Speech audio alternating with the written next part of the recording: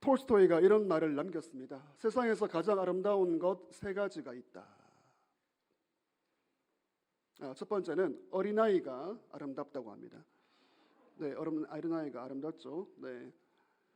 그리고 두 번째는 장미꽃이 아름답다. 네. 오늘 뭐 꽃을 다 달고 계시네요. 네.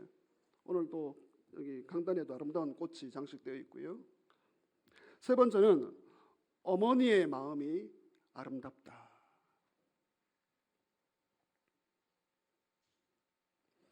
여러분 어떻습니까? 어린아이, 장미꽃, 어머니의 마음. 시간이 가면 사실은 이 어린아이도 아름답지 않죠. 늙어버리기 때문이죠. 이 장미꽃도 시간이 가면 시들게 되어 있습니다. 그러나 어머니의 마음은 변치 않고요. 끝까지 가는 것입니다. 오늘 어머니의 마음, 또 우리 부모의 마음. 네, 아버지도 따뜻한 마음이 있습니다. 네, 부모의 마음. 그리고 우리 하나님 아버지의 마음. 오늘 그 마음에 진심으로 감사하는 복된 날 되시기를 주의 이름으로 축원합니다. 5월 가정의 달, 사랑의 달 맞이하여 다시금 가정을 생각합니다. 여러분 사탄은 분명히 살아 있습니다. 사탄은 분명히 역사합니다. 우리의 가정을 공격해요. 사탄은 이 시대에 가정을 건드리고 있습니다. 여러분 가정은 누구 한 사람만의 책임이 아니에요. 당신 때문이야. 너 때문이야. 너가 문제야. 그렇게 말할 수가 없습니다. 다 각자의 역할이 있고요. 각자의 위치가 있기 때문이죠.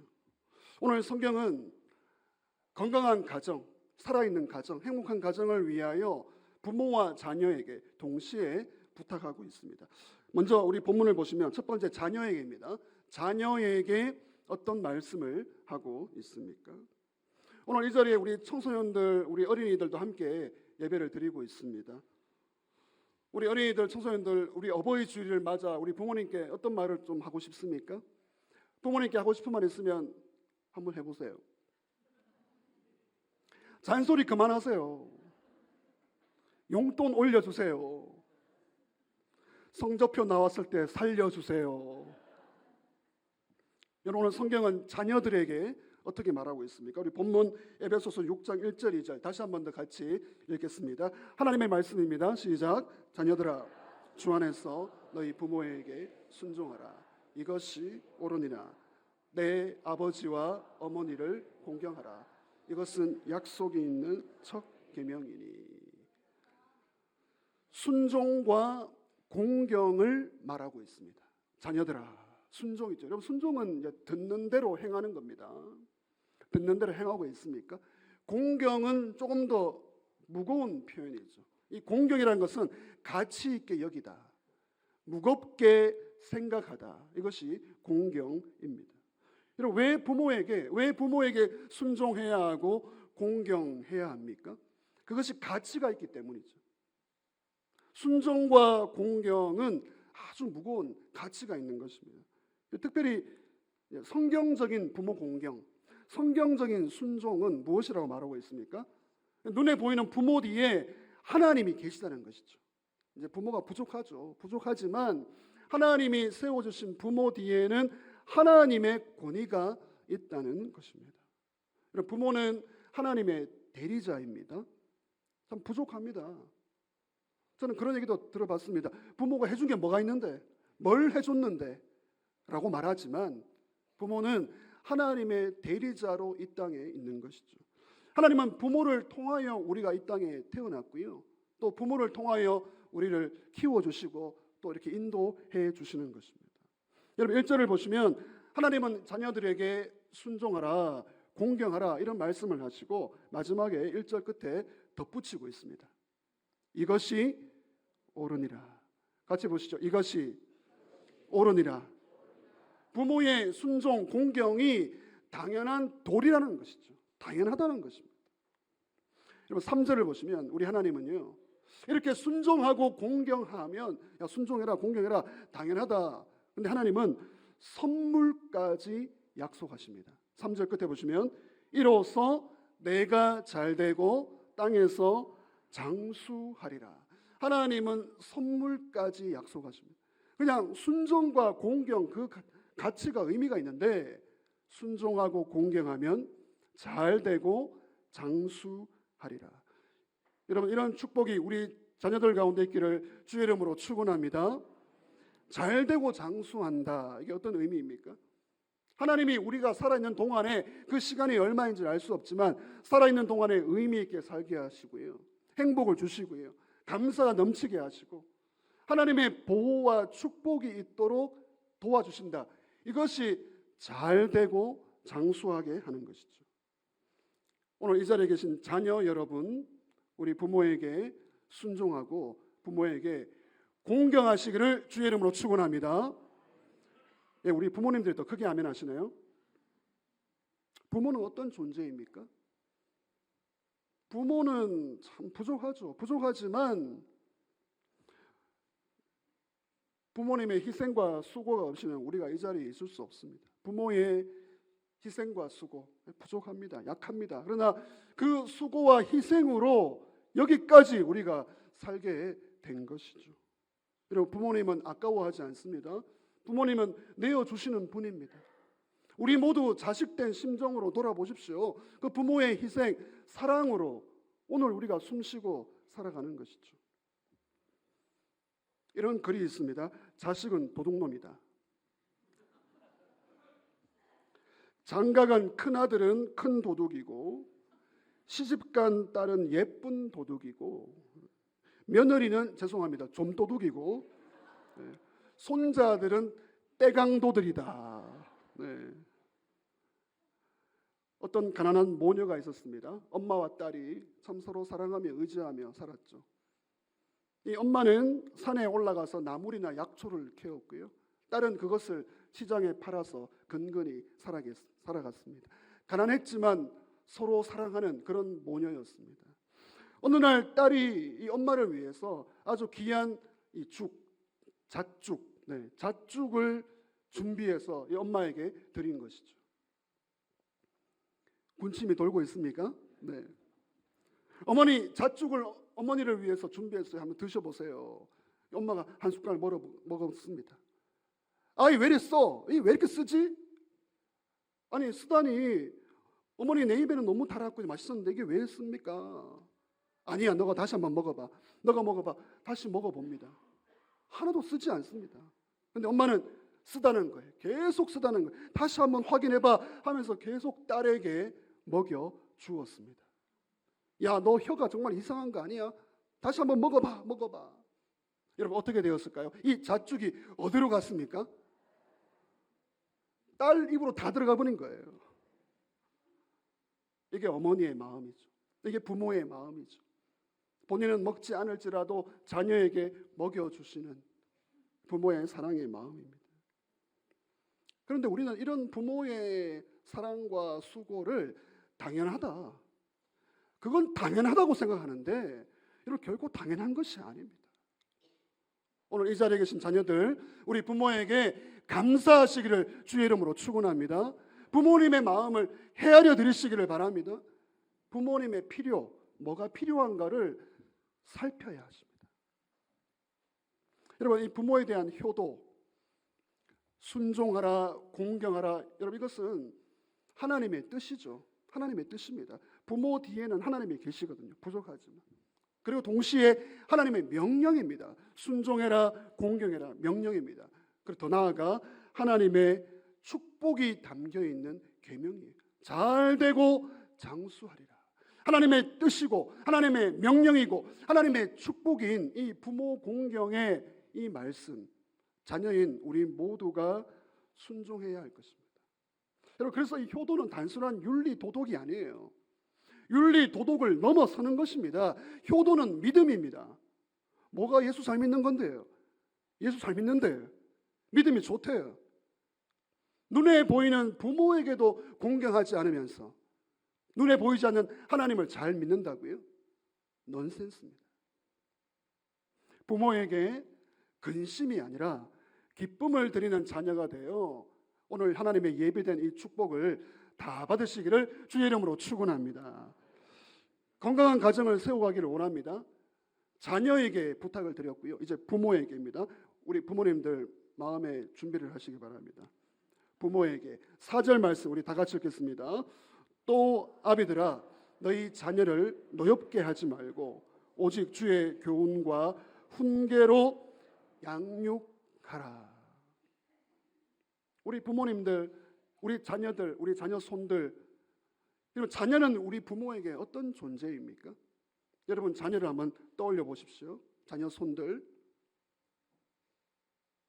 자녀는 하나님이 주신 선물이죠, 선물. 맞습니까? 그리고 동시에 하나님이 맡겨주신 사명입니다, 사명. 따라하시죠. 선물이자 사명이다. 지금 어떤 분들은 아유, 나 이 선물 너무 부담스러운데, 이 선물 너무 힘든데, 그런 분도 계십니까? 선물이에요. 자녀는 선물이고요, 행복이고 기쁨입니다. 그러나 사명입니다, 사명. 무슨 사명이에요? 잘 키워내야 하는 거예요. 사명이기 때문에 부모는 책임감을 가지는 겁니다. 부담도 되고요. 하나님은 우리에게 자녀를 주시면서 믿음으로 잘 키워라, 잘 키워라라는 사명을 주셨습니다. 그래서 우리 힘으로 안 돼요. 여러분 우리 힘으로 되던가요? 우리 부모님들 자녀의 양육은 우리 힘으로 되지 않기 때문에 참 부모이신, 진짜 부모이신 하나님께 우리는 의지해야 하는 것입니다. 우리 부모님들 자녀들에게 무엇을 주고 키우고 계십니까? 우리 자녀들에게 뭘 나누어 주고 있습니까? 우리 자녀들이 가장 필요한 게 무엇일까? 그건 사랑이죠, 사랑. 우리의 자녀들은요, 오늘도 부모의 사랑을 기다리고 있습니다. 그래서 사랑을 충분히 받은 자녀와 그렇지 못한 자녀는요, 다 보입니다. 이게 성인이 되어도 보여요, 성인. 그래서 그걸 성인 아이라고 그러죠, 성인 아이. 충분한 사랑을 경험하지 못하면 몸은 성인인데 이 사고와 감정은 아이예요. 성인 아이. 우리 자녀들은 사랑을 기다리고 있습니다. 드니스 글렌이라는 여성 사역자가 그러면 부모는 어떤 사랑을 주어야 할까? 3가지 사랑을 말했습니다. 여러분 우리 부모님들 우리 자녀들에게 어떤 사랑을 주고 계십니까? 첫 번째는 이 담요입니다. 담요. 여러분 담요는 어떤 역할을 하죠? 네, 따뜻하게 품어주고 덮어주고 감싸주는 거죠. 여러분 이게 부모의 사랑입니다. 담요와 같은 사랑, 무조건적인 사랑입니다. 품어주고 안아주고 감싸주는 이 따뜻한 사랑, 담요와 같은 사랑. 두 번째는 이제 부모는 사랑을 주어야 되는데 회초리와 같은 사랑입니다. 이게 요즘 많이 약해지고 있죠. 많이 약화되었죠. 네. 담요, 덮어주는, 감싸주는 무조건적인 사랑도 필요한데 그것만으로는 아니고요. 기준과 원칙을 보여주는 회초리가 필요하다는 거예요. 여러분 이 회초리 없이 담요만 있다면 망나니가 됩니다. 망나니. 반대로 담요 없이 회초리만 있어요. 굉장히 쓴뿌리가 있습니다. 이 쓴뿌리 치료 진짜 어려워요. 자, 3번째 글렌은 이렇게 말합니다. 떡을 주라, 떡을 먹여라, 떡. 여기 떡이 무엇입니까? 양식이죠, 양식. 자녀가 살아가도록 양식이 필요한데 따라합시다. 생명의 떡. 생명의 떡. 여러분 생명의 떡이 무엇입니까? 하나님의 말씀이에요. 말씀을 주라. 담요와 같은 품어주고 감싸주는 사랑, 기준과 원칙의 회초리의 사랑, 그리고 가장 중요한 말씀으로 먹여주는 사랑. 여러분 이게 부모가 우리 자녀들에게 주어야 하는 거예요. 우리 부모 여러분, 할아버지 할머니 여러분, 할아버지 할머니도 눈 뜨세요. 굉장히 중요한 말씀입니다. 사랑을 주고 있는가? 오늘 이렇게 전 세대가 같이 모여서 예배할 수 있는 게, 여러분 이 자리에 우리 자녀들이 있다는 게, 자녀 손들이 있다는 게 얼마나 축복입니까? 오늘 이 예배의 경험, 찬양의 경험, 여러분 이것이 생명의 떡을 먹는 이 순간, 여러분 하나님이 우리 자녀 손들을 지켜주실 줄 믿습니다. 여러분, 성경은 오늘 부모에게 두 가지 명령합니다. 4절 보시면 부정적인 명령이에요. 자녀를 노엽게 하지 말라. 이 부모가 자녀를 노엽게 하죠. 이 노엽게 하는 게 무엇입니까? 열받게 하는 거예요. 열받게. 뚜껑 열리게 하는 겁니다. 물론 한두 번 열받게 할 수는 있죠. 인간이기 때문에. 그러나 오늘 이 노엽게 하지 말라는 것은 어떤 패턴이에요. 패턴이 되어서 부모가 계속적으로 반복적으로 자녀의 분노를 건드리는 쓴뿌리를 심어주는 것입니다. 그래서 지혜로운 부모님들은요, 진심으로 미안하다고 합니다. 진심으로 사과하는 그런 부모들 저는 보았습니다. 여러분, 자녀는 부모의 소유물이 아니죠. 왜 이렇게 노엽게 하죠? 내 것이니까. 내가 내 배 앞에서 낳았으니까. 내 것이니까. 여러분, 부모의 소유물이 아니에요. 하나님의 선물이자 사명이고 이건 책임이고 하나님의 것입니다. 하나님이 맡겨주신 거예요. 4절 하반절 보시면 긍정적인 명령이 있습니다. 오직 주의 교훈과 훈계로 양육하라. 우리 같이 고백합시다.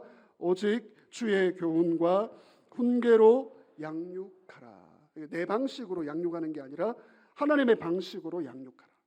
하나님의 말씀으로 양육하라. 그런 말씀입니다. 하나님의 가치관을 심어주라는 거죠. 믿음이 뭐 좋다, 대단하다, 그건 두 번째고요. 하나님의 가치관, 말씀의 가치관이 우리 자녀들 손들 안에 뿌리 내릴 수 있도록 양육하라는 것입니다. 여러분, 이것도 우리의 힘으로 안 돼요. 그러하기에 성령의 능력이 필요합니다. 우리 부모에게 가장 필요한 것이 어떤 뭐 양육의 지혜, 법칙 뭐 중요합니다. 그러나 성령의 능력이, 우리의 자녀를 하나님께 맡겨드리는 이 성령의 능력, 이걸 의지하는 믿음이 있을 때에 우리의 자녀를 주의 교훈과 훈계로 양육할 수가 있습니다. 여러분, 우리 자녀 손들의 이 신앙교육, 여러분, 교회가 책임질 수 없습니다. 여러분, 여러분의 자녀 손들의 믿음을 교회가 책임진다고요? 아닙니다. 우리 주일학교가 얼마나 소중합니까? 여러분, 한국 교회 안에 교회 10개 중에 5개가 주일학교가 없습니다. 교회마다 10개의 교회가 있다면 5개는 주일학교 학생들이 없어서 문을 닫은 교회가 5개, 50%예요. 여러분, 이 신앙교육은 주일학교가 아니고, 주일학교는 원래 필요에 생겨난 거고요. 부모가 가정이 책임지는 겁니다. 가정에서 우리 자녀들을 믿음으로 키워내는 게 책임이라. 그게 쉽습니까? 그게 쉬운 게 아니에요. 그래서 교회의 도움이 필요하고 주일에 학교가 있어야 되고 교사가 필요한 것이죠. 여러분, 우리 다음 세대 신앙교육을 위해 애를 많이 쓰시는데요. 저를 따라하시죠. 부모, 교사, 교회, 이게 한 팀이 돼야 돼요. 부모에게만 맡겨둘 수가 없습니다. 그리고 교사만도 책임질 수 없어요. 그리고 교회가 함께 서포트가 되어서 우리 자녀 교육, 다음 세대 신앙 교육을 함께 하지 않으면 굉장히 큰 위기를 맞게 될 것입니다. 우리 부모 여러분, 신앙의 교사가 되시기를 바랍니다. 우리 교사 여러분, 부모의 심정으로 양육해 주시기를 바랍니다. 우리 교회, 어떻게 미래를 내다보며 이 신앙교육 다음 세대를 키워낼 것인가 연구를 해야 됩니다. 여러분, 우리의 이 자녀 교육에 있어서 중요한 것이 이제 가르치는 거죠.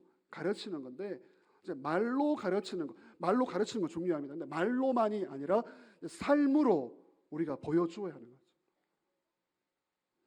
잠언 22장 6절 말씀 우리 같이 읽겠습니다. 마땅히 행할 길을 아이에게 가르치라.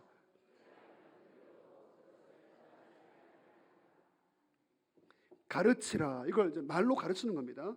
내용이 중요합니다. 진리가 중요하고요. 그러나 삶으로 보여주는 것이죠. 우리 부모님들 뭘 보여주고 있습니까? 우리 부모로서 우리 자녀들에게 뭘 보여주고, 우리 아이들이 다 보고 있거든요. 우리 아이들의 이 시력이 보통이 아닙니다. 최근에 어떤 집의 자녀를 제가 만났는데 깜짝 놀랐습니다. 그 자녀가 말하는 것을 보니까요, 그 부모가 똑같이 말해. 이야, 그 집 자녀구나. 어떤 남편이 있었습니다. 무더운 여름날에 그걸 이제 아내에게 물어봐야 되는데 아내에게 물어보지도 않고 이 회사 동료들을 여러 명 데리고 이 무더운 여름날 저녁에 집으로 데리고 온 거죠. 그러면서 함께 식탁을 나누게 되었습니다. 이 엄마가 딸에게 6살 난 딸에게 오늘 우리 식사 기도는 너가 해라. 딸 너가 해라. 엄마 나 기도 못해. 나 기도 어떻게 해? 엄마가 이렇게 말합니다. 아니야. 엄마가 하는 기도 들었잖아. 엄마 하는 기도처럼 너도 할 수 있어. 한번 해봐. 딸이 이렇게 기도합니다. 오 주여 어쩌자고 이 무더운 날씨에 사람들을 불러다가 식사를 대접하게 하셨나이까. 원망스러울 뿐입니다. 여러분 이게 누구의 기도예요? 딸의 기도입니까? 엄마의 기도입니까? 자녀는 부모를 닮게 되어 있습니다. 똑같다고요. 그 집 자식인 거 압니다. 똑같습니다. 어떤 본을 보여주고 있습니까? 근데 놀라운 사실은 굉장히 중요한 이야기인데요. 놀라운 사실은 부모인 내가 우리 자녀들에게 뭔가 이건 물려주지 않아야지라고 하는데 그게 물러갑니다. 그게 전수가 된다고요. 내가 좋아하는 것, 내가 잘된 것 그것만 유산으로 넘어가는 게 아니라 부모의 모든 것이 유산으로 자녀에게 넘어간다고요. 오늘 저와 여러분은 어떤 유산을 물려줘야겠습니까? 오늘 이 예배 드리는 태도, 여러분 예배의 모습, 하나님을 만나기를 사모하는 모습 이거 다 전수가 되고 있어요. 여러분 모르시죠? 제가 이런 글을 읽어보았습니다. 창세기 26장에 보니까 이삭이 나오는데 여러분 이삭이 사람들 앞에서 자기 부인을 누이라고 속입니다. 이삭이 속여요. 근데 여러분 이건 사실 누가 한 거예요? 아버지 아브라함이 이걸 한 거예요. 그것도 심지어 두 번이나 자기가 위험에 처하니까 목숨을 구제하기 위해 약하죠. 아브라함이 그렇게 약합니다. 두 번이나 아내를 아내로 부르지 못하고 누이라고 한 그런 모습들이 있었다고요. 여러분 그게 넘어간 겁니다. 전수가 된 거예요. 여러분 더 놀라운 사실은 무엇입니까? 아브라함이 아내 사례를 누이라고 속일 때에 이삭이 몇 살이었습니까? 이삭이 태어나지도 않았습니다. 태어나지도 않았는데 아버지의 모습이 아들에게 유산으로 넘어간다고요. 여러분 겉으로 보여지는 것만 넘어가는 게 아니에요. 부모의 생각, 감정, 가치관, 태도 이게 숨어 있는데 드러나지 않은 것도 우리 자녀에게 넘어간다. 굉장히 두려운 일입니다. 무서운 일입니다. 우리 부모님들 어떤 걸 전수하고 있습니까? 나 이 정도 물려줬으면 됐다고요? 믿음의 부모는요. 오늘 저와 여러분이 참 약하고 부족하지만 믿음의 부모라면 다른 것은 몰라도 따라합시다. 믿음의 유산. 예배하는 모습이죠. 기도하는 모습이죠. 엎드리는 모습이죠. 하나님을 의지하는 모습이죠. 나누는 모습이죠. 이 귀한 믿음의 유산을 여러분 넘겨주시기를 주의 이름으로 축원합니다. 우리 부모가 어떻게 우리 자녀를 양육하고 사랑할까? 구체적으로 소개해드리고 싶은데요. 게리 체프만의 책을 인용하고 싶습니다. 5가지 사랑의 언어 너무 유명하죠. 이건 이제 기본적으로 이건 기본입니다. 이건 특별한 공부가 아니고 이건 거의 이제 기본으로 하는 거예요. 5가지 사랑의 언어. 1000만 권이 팔린 책인데요. 사람은 다 사랑의 언어가 있다는 거예요. 그러니까 내 방식대로 사랑하는 게 아니에요. 사랑한다, 좋아한다, 내 방식대로. 폭력입니다. 폭력. 나만의 사랑의 언어가 있듯이 상대방도 사랑의 언어가 있는데 우리 부모가 자녀에게 맞는 사랑의 언어가 있고요. 물론 이거 출발은 부부입니다. 부부에게 또 부모와 자녀에게 또 동료 간의 모든 인간관계에 적용이 되는 것이죠. 우리 부모님들 우리 자녀를 어떻게 사랑하고 있습니까? 첫 번째 이 사랑의 언어 5가지 중에 첫 번째는요. 인정하는 말입니다. 우리 따라합시다. 인정하는 말. 그래서 말로 사랑을 표현하고 사랑을 보여주는 것이죠. 그냥 말이 아니고 인정과 격려입니다. 여러분, 사람의 심리는 참 약하기 때문에 그 사람에 대하여 비난을 한 번 하면 격려가 7번이 필요합니다. 비난을 한 번 하면 격려를 7번 해야 된다고요. 그러니까 격려 7번 할 거 각오하고 비난 한 번 하십시오. 그게 사람의 심리예요. 인정하는 말. 두 번째는 함께하는 시간이에요. 나도 뭐 사랑한다, 좋아한다 말로 하고 시간을 내어주지 않는 거죠. 물론 다 우리가 바쁘고 분주한 세상 가운데 살고 있습니다. 그런 가운데에서도 이 양적인 시간이 아니라 질적으로라도 함께 할 수 있는가. 이게 우리 부모가 자녀에게 사랑을 주는 것이죠. 세 번째는 선물입니다. 선물. 정성이 담겨 있는 크고 작은 선물이 우리 자녀들의 마음을 여는 거고요. 네 번째는 봉사입니다. 봉사. 그리고 스킨십입니다. 스킨십. 터치죠. 터치. 악수해주고 등을 두들겨주고 허깅해주고 이것이 사랑의 통로가 되고 있습니다. 인정하는 말, 함께하는 시간, 선물, 봉사, 스킨십. 이거 목사님 그거 기본이라고 하는데 다 알고 있습니다. 한 가지라도 실천하셔서 우리 부모가 우리 자녀들 손들에게 사랑을 전수해 주시기를 주의 이름으로 축원합니다. 말씀을 정리하겠습니다. 오늘 어버이 주일 예배 나오신 사랑 성도 여러분, 통합 예배로 함께 이 자리에 참여한 우리 자녀들, 예수만 섬기는 가정 되기를 주의 이름으로 축원합니다. 예수만 섬기는 우리 집. 예수님이 우리의 왕이시죠. 우리의 구원자이시죠. 가장 중요합니다. 예수님이 주인이십니다. 주인. 예수님의 주인 되심이 우리 가정 안에 스며들어야지 예수만 섬기는, 예수 잘 믿는 가정이 되는 것이죠. 여러분, 어느 한 사람만의 책임이 아니에요. 부부가.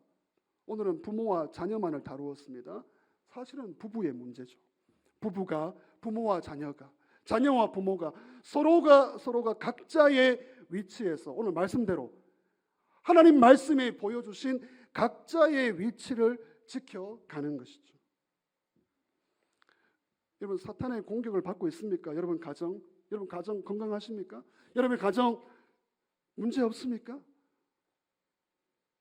여러분, 문제 없는, 상처 없는, 아픔 없는 가정이 어디에 있습니까? 다 집집마다 사연이 있죠.